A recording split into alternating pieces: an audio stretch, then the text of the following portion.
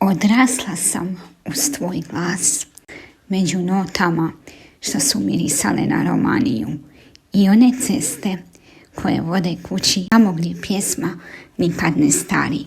Uz tebe sam naučila što znači prvi poljubac i kako u srcu zna postati jesen. Tiha, a prepuna osjećaja.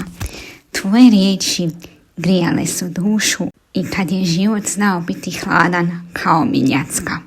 Pjevao si o snježani i o hladnim zimama koje dolaze od ljubavi što ne prolazi, o Sarajevu koje diše tvojim glasom. Svaka tvoja pjesma je bila molitva, svaka strofa sjećanje.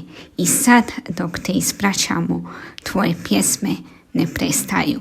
One žive u nama, u svakom pogledu prema Romaniji, u svakom osmijehu kad čujemo tvoje ime.